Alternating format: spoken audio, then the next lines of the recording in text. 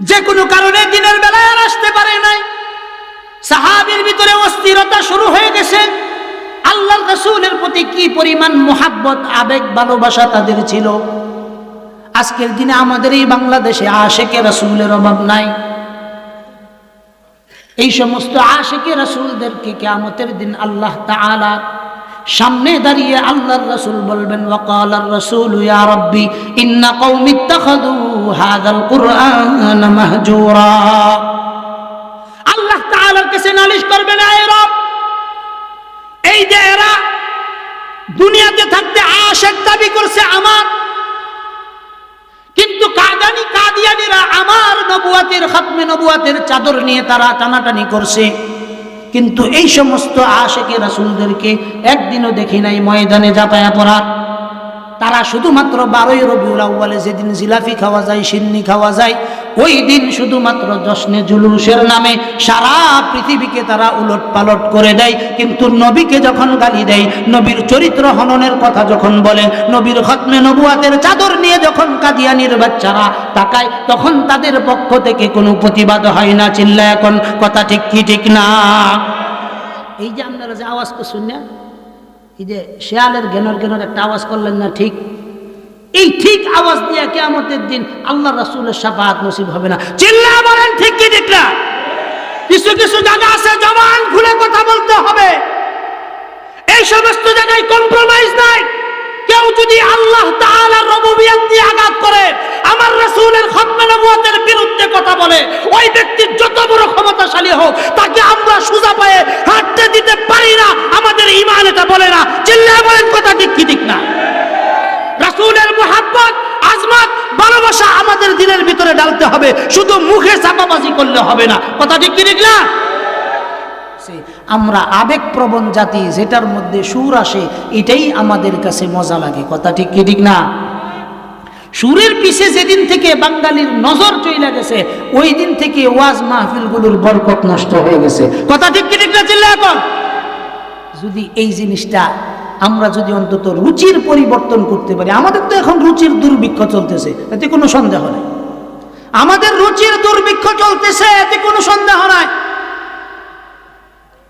যদি সন্দেহ থাকতো, আমরা আমাদের এই সমাজের ভিতরে, সমাজের বাটপার, লম্পট, খুনি, ডাকাত, যারা সামাজিকভাবে সবচাইতে হেয় প্রতিপন্ন মানুষগুলোকে আমরা মাহফিলের মঞ্চগুলোতে সবার উপরে নাম দেই। কথা ঠিক কি ঠিক না বলেন?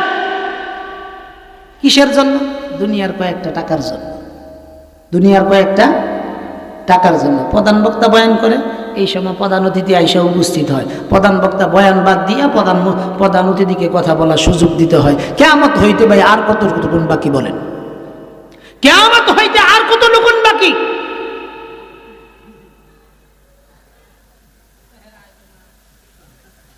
কথা কি খুব তিতা কইতাছি? আপনি যদি মনে করেন যে সব কথাই আমি মিষ্টি কমু আর কোনো কথা তিতা হইব না, তাইলে তো আপনি ডাক্তারের কাছে গেছেন, কিছু তো তিতাও দিব, কিছু মিঠাও দিব। তিতা মিঠা উভয়টা মিলাই আপনাকে খাইতে হবে। এখন যদি আপনি মনে করেন যা মিঠা দিছে তাই খামু, যা তিতা দিছে তা খাইতাম না, কিয়ামত হয়ে যাবে, আপনি সুস্থ হবেন না, অসুস্থই থেকে যাবেন। কথা ঠিক ঠিক না? বাজান, তোমার মাইকের যে অবস্থা, আজকা কথা কইলে কালকে আর কথা কওয়ার রাস্তা নেই। একটু যদি পারো একটু হিম্মত করে কিছু দেও, আর যদি না তাহে তো কিছু করার নেই। না থাকলে কিছু করার নেই। প্রিয় হাজিরিন, খেয়াল করুন, আমি দুইটা কথা বলতেছি, একটা কথা অন্তত নিয়ে যান। আমি বালাগাল উলা বিকামালিহি কাশাফাদ দুজা বিজামালিহি, এটার বিরোধী না, এটা বিরোধী না। কিন্তু একথাও আমি বলি না যে বালাগাল উলা বিকামালিহি কাশাফাদ দুজা বিজামালিহি হাসুনাত জামিউ খিসালিহি সাল্লু আলাইহি ওয়া আলিহি, এটা আমরা পড়ব, কিন্তু দুরুদের সময় আমরা অবহেলা করব, এটা কখনো গ্রহণযোগ্য হতে পারে না। আপনি যদি বালাগাল উলা সারা দিনের ভিতরে 100 বার করে পড়েন, মৃত্যুর আগ পর্যন্ত যদি পড়েন, পড়তে পড়তে পড়তে পড়তে আপনার মুখটা ফেনা বের করে ফেলাইছেন, কিন্তু এই কথা কেউ গ্যারান্টি দিয়ে বলতে পারবে যে আমি মৃত্যুর আগে এই বালাগাল উলা পড়তে পড়তে আল্লাহ রাসূলকে স্বপ্নে দেখছি? কেউ বলতে পারবে? অথচ মুহাদ্দিসিনে কেরাম, মুফাসসিরিনে কেরাম বলেন, কোন ব্যক্তি যদি তার জীবদ্দশায় আল্লাহর রাসূলের মুহাব্বত এবং ভালোবাসা নিয়ে প্রতিদিন যদি 100 বার আল্লাহর রাসূলের উপর দুরূদ পড়ে 100% আশা করা যায় মৃত্যুর আগে একবার হলেও ওই ব্যক্তি আল্লাহর রাসূলের জিয়ারত স্বপ্নের মাধ্যমে নসিব হবে। শুধু তাই নয়, দুরূদের এই পরিমাণ ফজিলত, বালাগাল উলা যদি আপনি 1000 বার পড়েন, আল্লাহর পক্ষ থেকে আপনার জন্য কোনো রহমতের ফয়সালা নাই। কিন্তু আল্লাহর হাবিব বলেন, আমার উপর যখন আমার কোন উম্মত একবার দুরূদ পাঠ করবে, আল্লাহ তাআলার পক্ষ থেকে আমার উম্মতের উপর 10 বার রহমত নাজিল হয়ে যাবে। এই জিনিসটা আজকে থেকে আমরা কি অন্তত এতটুকুন ফিকির নিতে পারি যে আল্লাহর রাসূলের নামটা যখন আমরা উচ্চারণ করব একটু ভালোবাসা মহাব্বত নিয়ে উচ্চারণ করব? পারবো তো ইনশাআল্লাহ? হ্যাঁ, পারবো তো ইনশাআল্লাহ? আচ্ছা, আজকে থেকে একটা আমল, যে আমার জীবনে আমি যতদিন হায়াতে বেঁচে থাকি ততদিন হলেও সর্বনিম্ন আমি আমার রাসূলের উপর প্রতিদিন 100 বার দুরূদ ও সালাম পেশ করব। এই রকম কে কে আছেন যে যত কাজ থাক, আমি খেতে কাজ করতেছি, হাতে কাজ করব, মুখে আল্লাহ রাসূলের উপর দুরূদ পড়ব, এই রকম কে কে আছেন? একটু আল্লাহু আকবার বলে একটু হাতটা উঠান, যে আমি আমৃত্যু আল্লাহ রাসূলের উপর দুরূদ পড়ব। একটু হাতটা উঠান। লিল্লাহি তাকবীর, লিল্লাহি তাকবীর। হাত নামান। এতটুকু নিশ্চিত থাকেন, আপনি যখন আল্লাহ রাসূলের উপর একবার দুরূদ পড়েন, এই দুরূদটা সঙ্গে সঙ্গে এখানে বসে থাকে না, সঙ্গে সঙ্গে একজন ফেরেশতা আপনার এই দুরূদটা নিয়ে সঙ্গে সঙ্গে আল্লাহর রাসূলের রওজা মুবারকে চলে যায়। জোরে বলেন সুবহানাল্লাহ। রওজা মুবারকে গিয়ে আল্লাহর হাবিবের কাছে দুরূদটা পেশ করে, ইয়া রাসূলুল্লাহ, ইয়া হাবিবাল্লাহ, জালপাজা মধ্যপাড়া থেকে অমুক মাহফিল থেকে আপনার কিছু উম্মত আপনার উপর দুরূদ ও সালাম পেশ করছে, এই যে নেন ইয়া রাসূলুল্লাহ, অমুক তার বাবার নাম অমুক, তার বাবার নাম অমুক।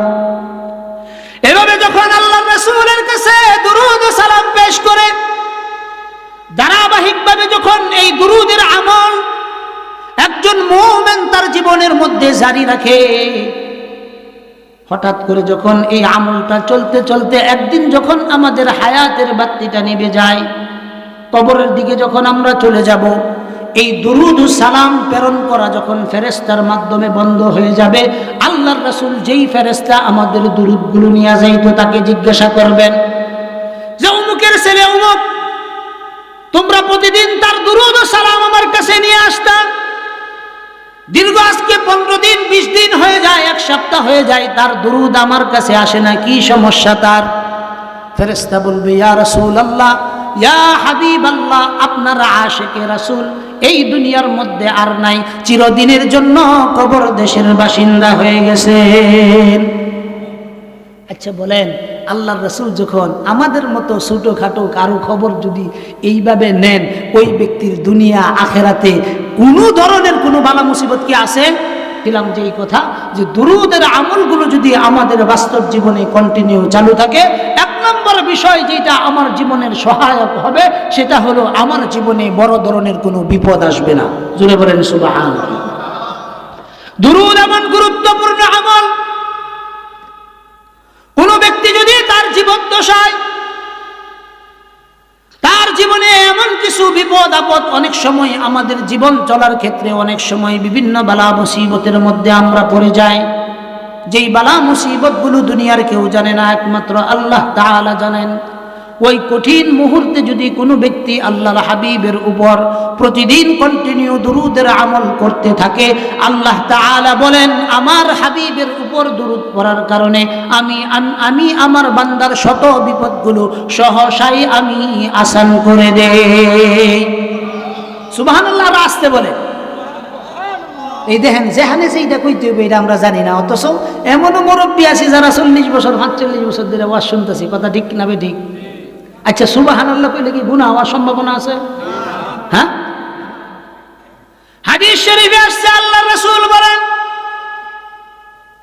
আমার কোন উম্মত যদি একবার সুবহানাল্লাহ, আলহামদুলিল্লাহ, আল্লাহু আকবার বলে, আসমান এবং জমিনের মধ্যবর্তী যেই জায়গাটুকুন আছে, এই জায়গাটুকুন যদি স্বর্ণ মুদ্রা দিয়ে আল্লাহর রাস্তায় দান করে দেওয়া হয়, যেই পরিমাণ নেকি হবে, একবার সুবহানাল্লাহ আলহামদুলিল্লাহ বললে সমপরিমাণ নেকি আল্লাহ তাআলা তার আমলনামায় দান করবেন। শুধু তাই নয়, দুনিয়ার হায়াতে জীবিত থাকতে একজন ব্যক্তি যদি একবার সুবহানাল্লাহ বলে, একবার সুবহানাল্লাহ বলার সঙ্গে সঙ্গে জান্নাতের মধ্যে এমন একটা গাছ হবে, যেই গাছের ছায়া এত লম্বা এবং বড় হবে, একটা দ্রুতগামী ঘোড়া যদি 500 বছর দৌড়ায়, তারপরেও এই দ্রুতগামী ঘোড়া কখনো ওই গাছের ছায়াকে অতিক্রম করতে পারবে না। আশ্চর্যের বিষয়, তারপরেও হেন্দা কিছু ভাই এদিক দা কিছু বাজানরা সুবহানাল্লাহ কইছে না। ফজিলতের কথা জানার পরেও যদি আমাদের জবান দিয়ে সুবহানাল্লাহ আলহামদুলিল্লাহ বের না হয়, তার কি এটা সবচেয়ে বড় কৃপণতা? সবচেয়ে বড় কৃপণতা, এর চাইতে বড় কৃপণ আর কেউ না। এখন বলেন, প্রথম কথা যে এটা জানলেন, দুরূদের আমল প্রতিদিন কে কে করবেন? আল্লাহ তাআলা আমাদের সবাইকে কবুল করুন। হাত নামা। বালাগাল উলা পড়তে না করছি না, বালাগাল উলা পড়তে না করছি না, কিন্তু মার চাইতে মাসিক দরদ বেশি হয়ে গেলে ওই মুহাব্বতের দরকার নাই। যদি দুরূদের চাইতে বালাগাল উলার মুহাব্বত আপনার কাছে বেশি হয়, তাইলে এই বালাগাল উলা পড়লে গুনাহ হওয়ার সম্ভাবনা বেশি। দুরূদ এমন এক গুরুত্বপূর্ণ বিষয়, কিয়ামতের কঠিন ময়দানে এমন কিছু উম্মত হাজির হবে যাদের আমলনামায় তেমন কিছু নেকি থাকবে না, কোনো কিছুই থাকবে না, কিন্তু এতটুকুন ছিল আল্লাহর রাসূলের আশক মুহাব্বত ছিল। আল্লাহর রাসূলের এই আশক মুহাব্বতের কারণে আল্লাহ তাআলা তার হাবিবের মুহাব্বতের কারণে এমন অসংখ্য উম্মতদেরকে মাফ করে দিবেন শুধু মুহাব্বতের কারণে। এজন্য একটা উসিলা অন্তত আমরা নিয়ে যাই যে আজকে থেকে আল্লাহর রাসূলের উপর দুরূদের আমলটা করা। এটা অন্তত আমার জীবনে আজকের আলোচনা থেকে এটা নিয়ে যায়। প্রতি মাগরিব এবং ফজরের নামাজের পর 100 বার সাল্লাল্লাহু আলাইহি ওয়াসাল্লাম বলেন, সাল্লাল্লাহু, আমার সাথে বলেন সাল্লাল্লাহু আলাইহি ওয়াসাল্লাম। এটা সর্বছোট দুরূদ, এটা সর্বছোট দুরূদ। আর যদি আরো সুন্দর করে বলেন আল্লাহুম্মা সাল্লি আলা মুহাম্মদ, আল্লাহুম্মা সাল্লি আলা মুহাম্মদ, আল্লাহুম্মা সাল্লি আলা মুহাম্মদ, এই যে এই আমলটা যদি আমরা আমাদের বাস্তব জীবনে অন্তত পক্ষে যদি প্রতিদিন আমরা 100 বার আল্লাহর রাসূলের উপর দুরূদ পড়তে পারি, এতটুকু নিশ্চিত থাকুন আপনার সন্তান অবাধ্য থাকবে না, আপনার সংসারে রিজিকের বরকত নষ্ট হবে না, আপনার স্ত্রী আপনার অবাধ্য হবে না, আপনার রাষ্ট্র আপনার উপর জুলুম করতে পারবে না, আপনাকে আল্লাহ তাআলা বরকত দিয়ে আপনার জিন্দেগিকে এমন ভাবে ভরে দিবেন যেটা কখনো আপনার কল্পনার মধ্যে ছিল না। চিল্লায়া বলেন সুবহানাল্লাহ। আজকে থেকে আমরা দুরূদের আমল করব ইনশাআল্লাহ। তাআলা আমাদেরকে দুরূদের আমল করার তৌফিক দান করুক। কিয়ামতের দিন যেন আল্লাহ তাআলা আল্লাহর হাবিবের সুপারিশ যেন আমাদের জন্য নির্ধারিত করে দেন, এই রকম জীবন যাপন করার তৌফিক দান করুক। সবাই বলেন আমিন। এখন থেকে নিয়ে প্রতিদিন আমরা আল্লাহর হাবিবের উপর এই দুরূদের আমলটা জারি রাখবো ইনশাআল্লাহ। আরেকটা আমল দিন, একটু মানবেন কি? এটা দুরূদের সাথে যদি আরেকটা বিষয় এটার সাথে সংযোজন হয় যে আমরা প্রতিদিন 100 বার আস্তাগফিরুল্লাহ পড়ব।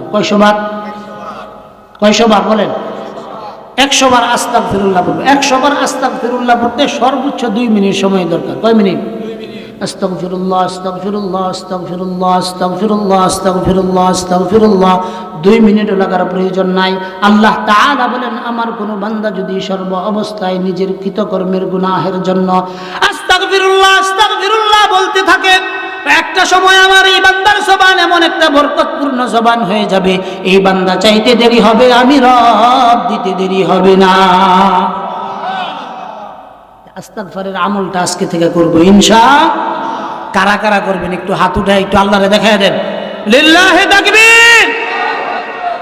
আল্লাহ তাআলা আমাদের হাতগুলোকে কবুল করুন। ইস্তিগফার যখন আপনি পড়বেন, এমন কিছু গুনাহ আছে যেই গুনাহগুলো আমরা ছোটোখাটো যেগুলো গুনাহ, সগীরা গুনাহ, এই গুনাহগুলো অনেক সময় নামাজ, তাসবিহ, তাহলিল এগুলোর মাধ্যমে মাফ হয়ে যায়, এগুলোর মাধ্যমে মাফ হয়ে যায়। কিন্তু কবিরা গুনাহগুলো, এই গুনাহগুলো মাফের জন্য আল্লাহ তাআলার কাছে তওবা ছাড়া বিকল্প কোনো কি নাই, রাস্তা। এই জন্য বেশি বেশি ইস্তিগফার পড়া, দুরূদ শরীফ পড়া, এগুলোর মাধ্যমে আল্লাহ তাআলা আমাদের কবিরা গুনাহগুলোকেও মাফ করে দিবেন ইনশাআল্লাহ। এই দুইটা আমল আজকে নিয়ে যাইবেন এবং এই দুইটা আমল ঘরের মধ্যেও পৌঁছাইবেন। মানে আলোচনা শেষ, জায়েশেরা বেগম সাহেবাকে বলবেন, নিজের সন্তান আছে তাদেরকে বলবেন, নিজের ছেলের বউ আছে তাকে বলবেন, ছেলে বড় হয়েছে তাকে বলবেন যে বাবা আজকে ওয়াজ শুনে আসছি, অন্তত এই জিনিসটা আমার ঘরে আমি চালু করতে চাই যে আমার প্রতিটা সন্তান, আমার স্ত্রী, আমার মেয়ে, আমার ছেলের বউ তারা প্রতিদিন 100 বার করে আস্তাগফিরুল্লাহ পড়বে, এটা আমি চাই। তোমরা কি একমত? দেখবেন সবাই রাজি হইব। আপনার কাজ হলো দিনের বেলা বা মাগরিবের পরে বা এশার পরে বা ফজরের পরে তাদেরকে স্মরণ করায় দেওয়া, তোমার যে গতকাল কইছিলাম 100 বার আস্তাগফিরুল্লাহ পড়া, পড়ছিলাম কোন আব্বা? পড়ছিলাম। শুরু করো। আমরা কি এই ছোটখাটো নেক কাজের আদেশগুলো আমাদের সন্তানদেরকে করি? আমরা করি কখনো? হ্যাঁ। অথচ আল্লাহ তাআলা আমাদেরকে সিফাত দিয়েছেন, কুনতুম খায়রা উম্মাতিন উখরিজাত লিন-নাস তা'মুরুনা বিল মা'রুফি ওয়া তানহাউনা আনিল মুনকারি ওয়া তু'মিনুনা বিল্লাহ। আল্লাহ তাআলা আমাদেরকে উপাধি দিয়েছেন কুনতুম খায়রা উম্মাহ, উম্মতের মধ্যে আমরা শ্রেষ্ঠ। আল্লাহ তাআলা বলেন এই যে শ্রেষ্ঠ ঘোষণা দিছি, এমনি এমনি তোমাদেরকে শ্রেষ্ঠ ঘোষণা দেই নাই। শ্রেষ্ঠ ঘোষণা দিছি দুইটা কারণে। তা'মুরুনা বিল মা'রুফ, 1 নাম্বার কাজ হলো তোমরা সৎ কাজে আদেশ করবা। ওই যে যেটা কইছি, সন্তানদেরকে প্রতিদিন 100 বার আস্তাগফিরুল্লাহ পড়ার তালকিন করো। এখন এই কাজটা আজকে থেকে ঘরের মধ্যে যায়, রাতে যারা ঘুমাবে সন্তানরা বা স্ত্রী বা নিজের ছেলের বউ বা নিজের ছেলে যারাই জাগনা থাকবে তাদেরকে অন্তত এই কথাটা ঘরে পৌঁছাবো। এইরকম কারা কারা আছেন একটু বাজানরা, একটু হাত উঠে আল্লাহরে দেখান। আয় আল্লাহ আমাদের এই মাহফিলকে আপনি কবুল করেন। আল্লাহ আমরা যা শুনতেছি তা বাস্তব জীবনে আমল করার তৌফিক দান করেন। শুধু বাস্তব জীবনে না, আমাদের পারিবারিক জীবন, সামাজিক জীবন, রাষ্ট্রীয় জীবন, আন্তর্জাতিক জীবনে যেন আমরা এগুলো বাস্তবায়ন করতে পারি। সবাই বলেন আল্লাহুম্মা আমিন। হাত নামান। এই যে আপনি ছোট একটা কাজে আদেশ করবেন সন্তানকে, ভালো করে বুঝার চেষ্টা করেন। আমাদের এই সমাজের মানুষ, আমরা অনেক সময় যে সন্তান, এই যে এখন এসএসসি পরীক্ষার সময় হয়ে গেছে না, হ্যাঁ, গত শুক্রবারেও দুটো 500-700 টাকা দিছে গার্জিয়ানরা, দিয়া সেটা দোয়া চাইছে, হুজুর আমার ছেলে এসএসসি পরীক্ষা দিবে, আপনি একটু দয়া করে দোয়া করেন। টেহা দিছে, দোয়া করতে তো আমার সমস্যা নাই, ভালো এটা বুঝুন যে কথা। আমি না হচ্ছি যে টেহা যদি দিন আর এটা দোয়া হইতো না, আর যদি দোয়া নেন তাহলে টেহা দিন না। কথা কি আমার বুঝছেন? যদি আপনি দোয়া নেন তাহলে টাকা দিয়েন না, আর যদি টাকা দেন তাহলে দোয়া চাইন না। আচ্ছা বলেন, দোয়া কি এটা বিনিময় নিয়ে করা যায় না? কিন্তু ওই দিন আমি গত সম্ভবত শনিবার দিন এক গার্জিয়ান আইসে দোয়া চাইবার লাগে এবং একটা কলম পয়রা নেওয়ার লাগে আসছে। কি পয়রা নেওয়ার লাগে আসছে? কলম পয়রা নেওয়ার লাগে আসছে। আইসে বলতেছে, হুজুর কলমটা একটু পয়রা দেন আর আমার ছেলের জন্য একটু দোয়া করেন, তার তো পরীক্ষাটা যেন ভালো হয়। আমি বললাম আচ্ছা ঠিক আছে, তার জন্য দোয়া করি। কলম পয়রা দিলাম, দোয়া করলাম তার জন্য। কিন্তু আপনি তো আমার মহাব্বতের মানুষ, কহ এই যে আপনি ছেলেকে দুনিয়ার একটা সাময়িক একটা সামথিং পরীক্ষা, এটাতে যেন সে সফল হইতে পারে, এই জন্য আপনি যেই পরিমাণ চেষ্টা এবং তদবির করতেছেন, আপনার সন্তান মানুষ হোক, এজন্য কি কোনোদিন কোনো হুজুরের কাছে দোয়া চাইছেন? আপনাদের কাছেও প্রশ্ন, এটা শুধু তার জন্য না, আপনাদের জন্যও প্রশ্ন। আসলেই কি কোনোদিন আমাদের কাছে এসে দোয়া চাইছেন যে হুজুর আমার ছেলেটা অবাধ্য, আমার মেয়েটা অবাধ্য, আমার ছেলের বউটা অবাধ্য, একটু খাস করে দিল খুলে একটু দোয়া করুন, আল্লাহ তাআলা যেন তাকে হেদায়েত দান করে। এই রকম দোয়া আপনারা এখানে যারা উপস্থিত আছেন তাদের মধ্যে থেকে একজন বলেন যে হুজুর হ্যাঁ সত্যি এইরকম দোয়া চাইছি। কেউ আসেননি? একটু হাত উঠে দেখান। আস্তাগফিরুল্লাহ মিন যালিক। আল্লাহ তাআলা আমাদের সবাইকে সহি সমঝ দান করুন। সবাই বলেন আমিন। অথচ উচিত কি ছিল? রাতের বেলা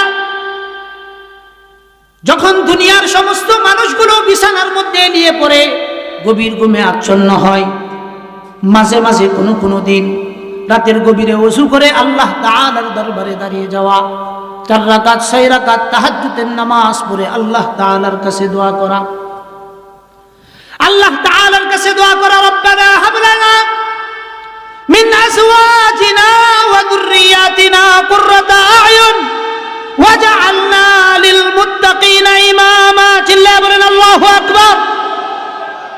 আল্লাহ তাআলার কাছে দোয়া করা উচিত ছিল, আয় আল্লাহ, আমার সন্তান, আমার স্ত্রী, আমার আহাল পরিবার, তারা যারা আছে সবাইকে আপনি নেক মানুষ হিসাবে এই দুনিয়াতে প্রতিষ্ঠিত হওয়ার তৌফিক দান করেন। দোয়া করা উচিত ছিল, আল্লাহ এদেরকে মানুষের মতো মানুষ বানান। আপনি আপনার সন্তানকে অনেক বড় আলেম বানাইছেন, অনেক বড় শিক্ষিত বানাইছেন, পিএইচডি হোল্ডার বানাইছেন, শিক্ষিত মানুষ সে হয়েছে কিন্তু মানুষ হয় নাই। এই যে সে মানুষ হয় নাই, আপনার মতো কপাল পোড়া মা বাবা এই জমিনে আর কেউ নাই। কি জন্য আপনি কপাল পোড়া?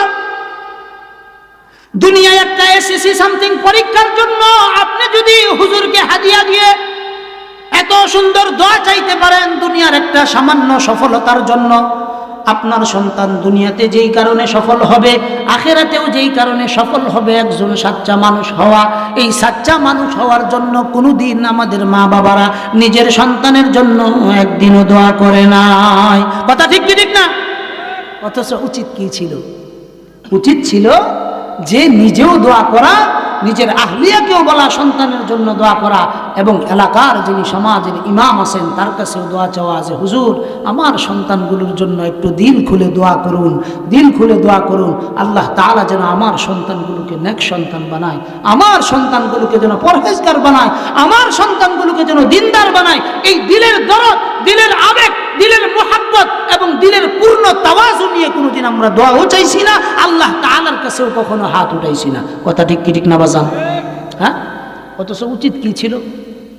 উচিত ছিল সন্তানের জন্য আল্লাহ তাআলার কাছে দিল খুলে প্রাণ ভরে প্রতি সময় তাদের জন্য দোয়া করা, প্রতি সময় তাদের জন্য কি করা? দোয়া করা। যারা আমরা সন্তানের বাবা হয়ে গেছি, সন্তানকে নেক মানুষ হিসাবে গড়তে পারি নাই, অর্থাৎ দুনিয়াদার বানাইছি, আখেরাতওয়ালা বানাইতে পারি নাই, তারা অন্তত নিয়ত করি ছেলের সন্তান যে হবে তাকে অন্তত যেন আখেরাতওয়ালা বানাইতে পারি।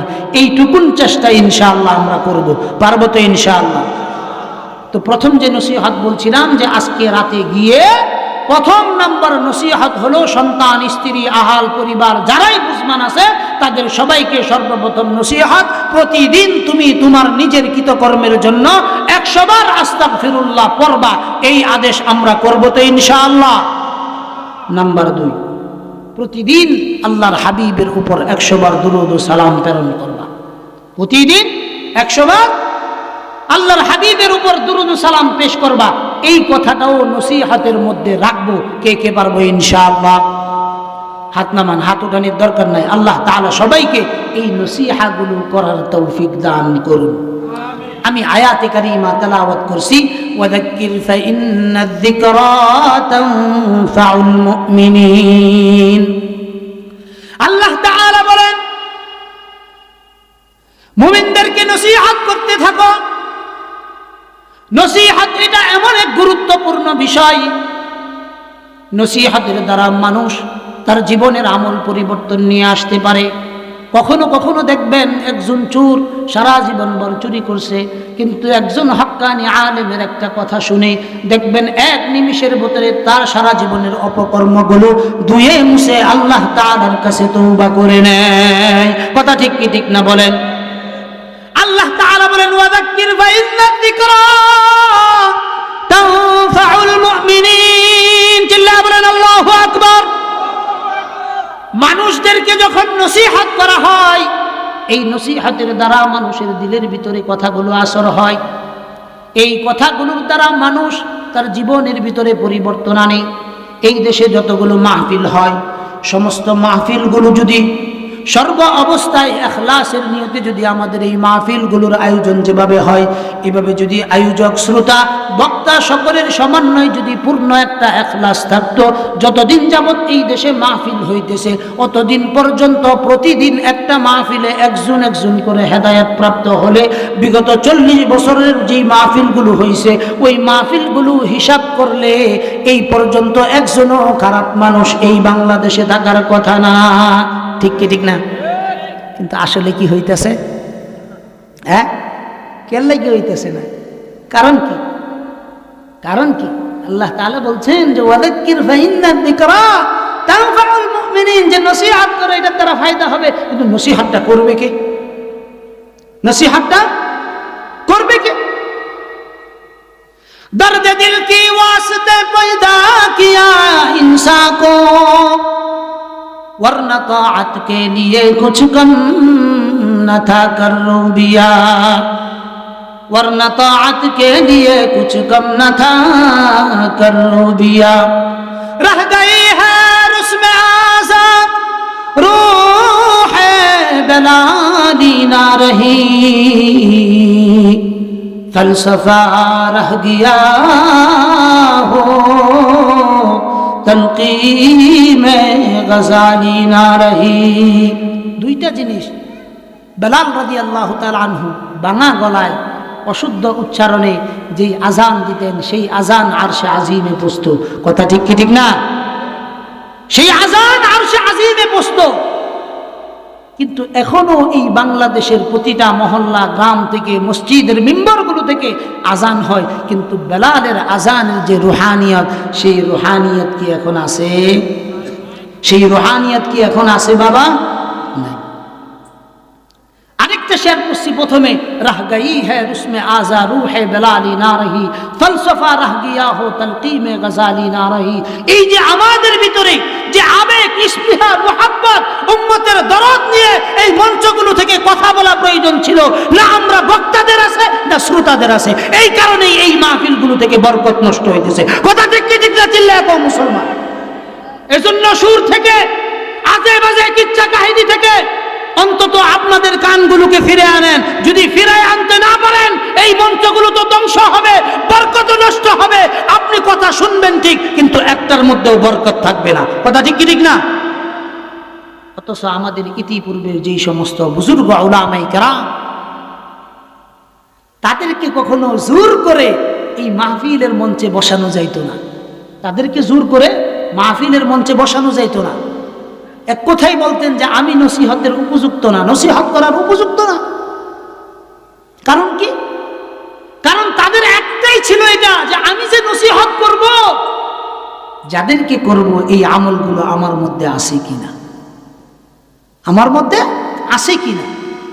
লিমা তাকুলুনা মা লা তাফআলুন, আল্লাহ তাআলা বলেন, এমন কথা তুমি আমার বান্দাদেরকে কেন বলো যেই কথার সাথে, যেই কর্মের সাথে তোমার বাস্তব জীবনের কোনো মিল নাই, কিন্তু তুমি আমার বান্দাদেরকে সেই কথা কি জন্য আদেশ করো?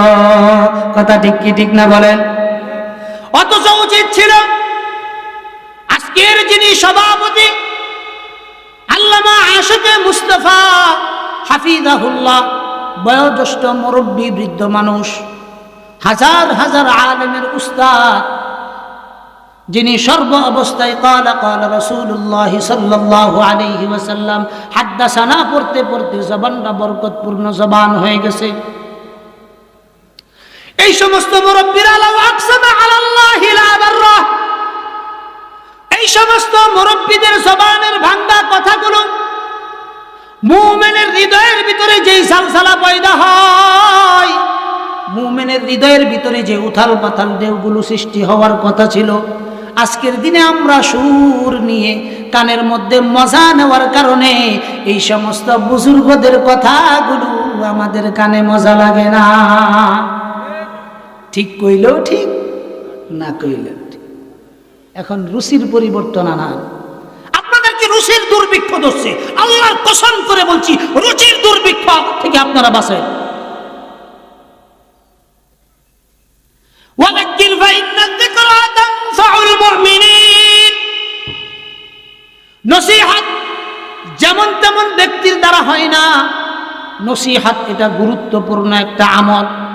আল্লাহর হাবিব জনাবে মুহাম্মদুর রাসূলুল্লাহ, সবাই বলেন সাল্লাল্লাহু আলাইহি ওয়াসাল্লাম, তিনি আল্লাহ তাআলার পক্ষ থেকে ওহী প্রাপ্ত হওয়ার পর সাহাবায়ে কেরামদেরকে নিয়ে মসজিদে নববী থেকে নিয়ে মক্কার মধ্যে যখন আল্লাহর রাসূল গোপনে ইসলাম প্রচার করতেন, আল্লাহ তাআলার পক্ষ থেকে 1-2টা আয়াত 5টা আয়াত ছোট একটা সূরা নাজিল হইতো। এই সূরাটাকে নিয়ে আল্লাহর হাবিব তার সাহাবায়ে কেরামদেরকে নিয়ে বসে যাইতেন, নসিহত করতেন, সাহাবায়ে কেরামদেরকে নসিহত করতেন। সাহাবায়ে কেরামদের অবস্থা কি ছিল? আল্লাহর রাসূলের মজলিসে যখন তারা বসতো, তাদের অবস্থা এমন হইতো, আমরা তো মজলিসের মধ্যে যখন বসি, উলামায়ে কেরামদের মজলিসে বসার পরে অনেকেই বিভিন্নভাবে মোবাইলে ভিডিও করি, বিভিন্নভাবে কথা বলি, গল্প গুজব করি। সাহাবায়ে কেরাম চাতক পাখির ন্যায় আল্লাহর রাসূলের চেহারা মুবারকের দিকে তাকায়া থাকতেন। অনেক সাহাবী এমন হয়েছে ফজরের পরে আল্লাহর হাবিবের দরবারে উপস্থিত ছিল, যে কোনো কারণে দিনের বেলায় আর আসতে পারে নাই। সাহাবীর ভিতরে অস্থিরতা শুরু হয়ে গেছে। আল্লাহর রাসূলের প্রতি কি পরিমাণ মুহাব্বত, আবেগ, ভালোবাসা তাদের ছিল। আজকের দিনে আমাদের এই বাংলাদেশে আশিকে রাসূলের অভাব নাই। এই সমস্ত আশিকে রাসূলদেরকে কিয়ামতের দিন আল্লাহ তাআলা সামনে দাঁড়িয়ে আল্লাহর রাসূল বলবেন, ওয়াকালার রাসূল ইয়া রাব্বি ইন্না কওমি ইত্তাখাযু হাযাল কুরআন মাহজুরা। আল্লাহ তাআলার কাছে নালিশ করবেন, আয় রব, এই যে এরা দুনিয়াতে থাকতে আশিক দাবি করছে আমার, কিন্তু কাদিয়ানীরা আমার নবুয়তের খাতমে নবুয়তের চাদর নিয়ে তারা টানাটানি করছে, কিন্তু এই সমস্ত আশিকে রাসূলদেরকে একদিনও দেখি নাই ময়দানে ঝাঁপায়া পড়ার। তারা শুধুমাত্র 12ই রবিউল আউয়ালে যেদিন জিলাফি খাওয়া যায়, সিন্নি খাওয়া যায়, ওই দিন শুধুমাত্র জশ্নে জুলুসের নামে সারা পৃথিবীকে তারা উলট পালট করে দেয়। কিন্তু নবীকে যখন গালি দেয়, নবীর চরিত্র হননের কথা যখন বলে, নবীর খতমে নবুয়াতের চাদর নিয়ে যখন কাদিয়ানীর বাচ্চারা তাকায়, তখন তাদের পক্ষ থেকে কোনো প্রতিবাদ হয় না। চিল্লা এখন কথা ঠিক কি ঠিক না? এই যে আপনারা যে আওয়াজ করছেন না, এই যে শেয়ালের ঘেনর একটা আওয়াজ করলেন না, ঠিক এই ঠিক আওয়াজ দিয়ে কিয়ামতের দিন আল্লাহ রাসূলের শাফাআত নসিব হবে না। চিল্লা বলেন ঠিক কি ঠিক না? কিছু কিছু জায়গা আছে জবান খুলে কথা বলতে হবে, এই সমস্ত জায়গায় কম্প্রোমাইজ নাই। কেউ যদি আল্লাহ তাআলার রুবুবিয়ত দিয়ে আঘাত করে, আমার রাসূলের খতমে নবুয়তের বিরুদ্ধে কথা বলে, ওই ব্যক্তির যত বড় ক্ষমতাশালী হোক, তাকে আমরা সোজা পায়ে হাঁটতে দিতে পারি না। আমাদের ঈমান এটা বলে না। চিল্লা বলেন কথা ঠিক কি ঠিক না? রাসূলের মুহাব্বত, আজমত, ভালোবাসা আমাদের দিলের ভিতরে ঢালতে হবে, শুধু মুখে চাপাবাজি করলে হবে না। কথা ঠিক কি ঠিক না? এই জন্য আমাদের উচিত যে আল্লাহর রাসূলের মুহাব্বত, আজমত, আশিক তো দাবি করা এটা অনেক সহজ বিষয়। আশিক দাবি করা এটা অনেক সহজ বিষয়, কিন্তু প্রকৃত আশিক হওয়া অনেক কঠিন বিষয়। প্রকৃত আশিক হওয়া কি অনেক কঠিন বিষয়। আপনারা বলেন, সৃষ্টির বাজারে আমরা গত বছর কাদিয়ানীরা যখন পঞ্চগড়ে ইজতেমা করে, আমরা মিছিল মিটিং করছি। আপনাদের জালো বাজারের ইমাম সাহেব সম্ভবত ঘোষণা দিয়েছেন। কয়জন গেছেন একটু হাত উঠানছেন? কয়জন গেছেন হাত উঠান? কিন্তু কেউ কি এরকম এখানে আছেন যে আমি পাগলা মসজিদে যাই টাকা দান করি নাই, এরকম কেউ আছেন? হাত উঠান যে হুজুর আমি যাই নাই। হাতে গোনা 2-4 জন হয়তো হইতে পারে, কিন্তু অধিকাংশ মানুষ এই শুক্রবার হইলে নিজের এলাকার মসজিদ ছেড়ে পাগলা মসজিদে যায় দান করে। এইটা হইছে কিরণ জানেন? বাপ মারে না খাওয়াইয়া শ্বশুর শাশুড়িরে কোয়া যে আম্মা পোলাও কুরমা খাওয়াইছি খা। কথা ঠিক কি ঠিক না? আপনি পাগলা মসজিদে যায় নামাজ পড়ছেন, হেন একটা নেকি বেশি হইবে, এটা কি আমরা কোনোদিন এই ফতোয়া দিছি? আবেগী মুসলমান হইল, আবেগী মুসলমানিত্ব বাদ দেন। যে আয়াত বলছিলাম, ওয়াযাক্কির ফাইন্না যিকরা তানফাউল মুমিনিন, মুমিনকে নসিহত নিতে হবে, নসিহত অবশ্যই লাগবে। এই নসিহতের দ্বারা কিয়ামত পর্যন্ত চলবে। তবে নসিহত কারা করবে এটা আপনারা সিলেক্ট করবেন, জানবেন, বুঝবেন, উলামায়ে কেরামদের সাথে পরামর্শ করে এই মঞ্চগুলোকে পবিত্র রাখবেন। পারবেন তো ইনশাআল্লাহ? পারবেন তো ইনশাআল্লাহ? আল্লাহর রাস্তে রুচির দুর্ভিক্ষ থেকে বাঁচেন। আপনাদের পায়ে ধরে বলছি, হাতে ধরে বলছি, আপনারা রুচির দুর্ভিক্ষ থেকে বাঁচেন। যদি আপনারা না বাঁচেন, সত্যি কথা ভাই, অনেক আমল হবে, অনেক কিছুই হবে, কিন্তু কিয়ামতের আগেই এই আমলগুলো আর আসমানের উপরে উঠবে না। টুপলা বানায় ফেরেশতারা বরাবর আমাদের মুখের মধ্যে নিক্ষেপ করবে, এগুলো আসমানের উপরে উঠবে না। দিলে থেকে যেটা হয় হোক না সেটা অল্প, কিন্তু আল্লাহ তাআলা এটার মধ্যে এই পরিমাণ, এই যে দাওয়াত ও তাবলীগের মেহনত প্রথম শুরু হয়েছিল কয়জন রে দিয়া? 3 জন রে দিয়া। ইলিয়াস রহমতুল্লাহ 3 জন কামলা নিছেন, 3 জন কামলা নিয়ে সেরা ওনার বাড়িতে নিয়ে সেরা 3 দিন রাখছেন। এদেরকে খাওয়ান এবং পড়ান, সারাদিন তালিম দেন, সন্ধ্যা হয়ে গেলে তাদেরকে বেতন দিয়ে বিদায় করে দেন। 1 দিন 2 দিন 3 দিন এইরকম 10-15 দিন এই কামলারা পড়ে আর বেতন নেয়। তো হঠাৎ করে কামলা করবো না আইলো, কাম হরাই না, কিচ্ছু হরাই না, হুদা কামে এই বেচার টেহা নেন, আর টেহা নিতাম না, 8 টাকা নিব না। ওই যে ওই দিন থেকে যেই সমস্ত 5-7 জন কামলা যাদের কুরবানির বিনিময়ে আজকের এই তাবলীগ দাঁড়ানো, এই তাবলীগের মধ্যেও এখন ফিতনা ঢুকে গেছে। কথা ঠিক কি ঠিক না?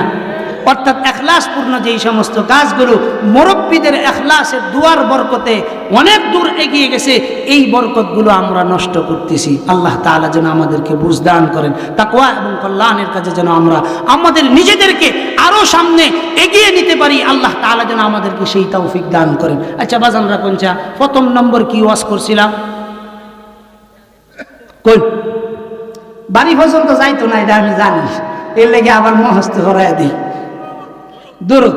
দ্বিতীয় নাম্বার, সুন্দর করে বলেন আস্তাগফিরুল্লাহ। আবার বলেন আস্তাগফিরুল্লাহ। তারপরে কি কইছিলাম? এইটা কইছি, আরো কিছু কইছি। কোন একটা রাখুন, ভুল ভুল শুদ্ধ মিলাই কোন না কোন, তারপরে তো কারো না কারোটা শুদ্ধ হইব। যে জিনিসটা মাথায় রাখবেন, আজকের দিনের মূল নসিহা হলো, যা শুনছেন সর্বপ্রথম আহালের কাছে এটা পৌঁছানো। পারবেন তো ইনশাআল্লাহ? নিজে করবেন, নিজে করবেন, তারপরে আহাল পরিবারের কাছে ইনশাআল্লাহ পৌঁছাইবেন। আপনি আদেশ করেন, ছোটোখাটো আদেশ করেন, সন্তানকে অনেক বড় আদেশ করতে হবে না। আপনি যখন এই যে আপনাদের যাদের মা বাবা আছে, যে আমাদের কাছে অনেক ছেলে মেয়ের মা বাবারা এসে অভিযোগ করে যে হুজুর আমার সন্তান আমার কথা শুনে না, আপনিই বলেন তো আপনি আপনার মা বাবার সাথে কি ব্যবহারটা করছেন? আপনি কি ব্যবহারটা করছেন? তা আপনি যা করছেন ওইটা কি বরাবর আপনি পাবেন না? আপনি কি কোনোদিন আপনার বাবার জুতাটা সোজা করে দিয়েছেন? আপনি যদি আপনার সন্তানের সামনে আপনার বাবার জুতা সোজা করে দিতেন, আপনার সন্তানের এতটুকু পাওয়ার ছিল না আপনার জুতা পাড়িয়ে এসে ঘরের মধ্যে প্রবেশ করা। কথা ঠিক কি ঠিক ছিল? এখন আমরা এই আদবগুলো নিজেরা শিখি না। হুজুর আমার ছেলের বউ আর আমার ছেলে কতক্ষণ ভরে ভরে কাজ্জা লাগে, আমনে শুরুর থেকে ছেলের সামনে আজীবন ভরা বেগমের লোকে কাজ্জা হচ্ছেন, তামনে ছেলে তো এটা দেখে হিকি ফেলাইছে। কথা বাস্তব না বাস্তব? নিজেরে পরিবর্তন করেন। আগে কি করেন? নিজেরে পরিবর্তন করেন, তাইলে তানফাউল মুমিনিন, কিছু ফায়দা পাবেন। আল্লাহ তাআলা যা বললাম, যা বলতে পারলাম না, সব কিছুর উপর আমাদেরকে আমল করার তৌফিক দান করুক। সবাই বলেন আমিন। হ্যাঁ, জাযাকুমুল্লাহ খায়রান। আপনারা ধৈর্য